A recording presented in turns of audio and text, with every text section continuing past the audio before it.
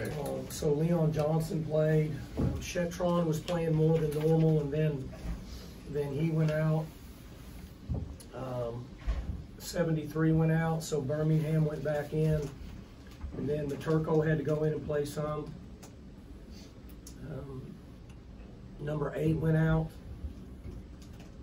Well, at one point we moved him to outside receiver, and then he went out, and somebody else came in. Played a lot of different corners and safeties in this game. We held up okay at the defensive line, it looks like, and linebacker spot. Mike, on the fourth down play that they had near midfield, it was still a one-score game, if I remember right at that point. That's correct. This might be a question that we need to ask Brian instead, but did you guys, it looked like you guys were ready for the quarterback run play there. Yeah, so Brian and them made a good call. They had a defense called where they could penetrate inside and force the quarterback to keep the ball, and they put Kendall on the quarterback. And obviously he ran and made a really good play. So they were 0 for 2, the midfield and then at the end of the game. So knock on wood, we've been very good on fourth downs this year. But we put Kendall on the quarterback. We knew we had to have somebody that had a good angle and run him down because he's so fast. They felt like that the quarterback would be activated in the run game on that down and distance. Mike, can you just kind of talk about what Ollie Gordon has been able to do the past, kind of almost out of the bye week, and just the way he's been able to consistently put out 100-yard rushing performances? So before we played Iowa State, I told you we kind of settled in on a different package in our running game, and I was hoping that would be it moving forward, but I shared with the offensive staff, this is what we're going to do, and this is it. We're not changing anymore. And so we're into, 5 or 6 weeks of it now, counting the open week. And essentially we want to get him going downhill. He's that type of runner. So we just want to get him going downhill, let him make cuts and use his strength. The other guys are doing a good job with it also, but we've just been fortunate. He's so big and strong that he can stay in and get a lot of carries. I mean, at 29 carries. What do you tell him after he scores 4 touchdowns, 3 of them in the fourth quarter? What's your message to him? Talking about moving forward. I haven't talked to him yet, but my message now would be stay humble. He's been hungry for a month and a half, and he's playing good. And I was concerned about it last week, and I said, "Oh, you need to stay humble. Okay, you're only as good as tomorrow. You're only as good as your next practice. You're only as good as your next game."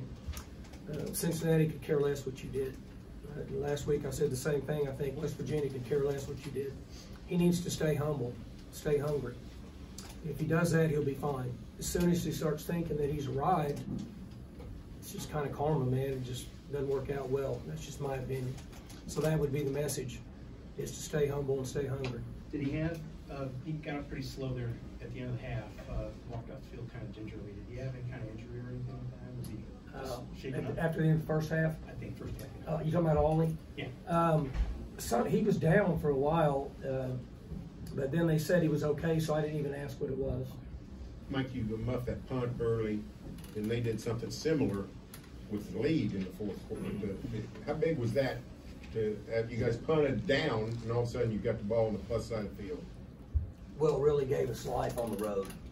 So they had stopped this momentum. The crowd was on their side. We were skateboarding uphill a little bit. And then when they dropped it, it gave us life. And at that time, I think it was tied then. I think it was tied. Isn't that right? It was 27. It was tied. So, I mean, honestly, it sounds funny now that the score was 48-34. I was thinking, okay, if we can use some clock and kick a field goal, I feel good. That was 21 points later. We ended up with 48. So that's a huge momentum lift for our team, because we had lost the momentum at that particular time. But it was a big deal for us to be able to get that ball back. Same with those back-to-back penalties, the face mask and late hit. That really jump-started your... No doubt, it sure did. And then we kind of gave them a little life when we roughed the kicker, where now they're on siding, to where if they get the ball, they're on 35. And even if not, if you don't get a first down, we're punting in the rain, in the weather. It's not going to You'll be lucky to get them on their own 35. You're not going to boom one in this weather. So those are a couple things we talked about on special teams. You got to get cleaned up. Make sure we're receiving the ball, not getting distracted by the outside flyers. We got to do. We punted a ball in the back of our shield. That's unexcusable. I mean, we can't do that. Those are self-inflicted wounds. So we got a lot to clean up. But what you said is right. Those two things were issues for them that gave us a chance to put us back in the game. When Ollie is running like he is, gaining like he is, how does that open up other things? Like the 3rd and 3 touchdown to Brennan on the option pass.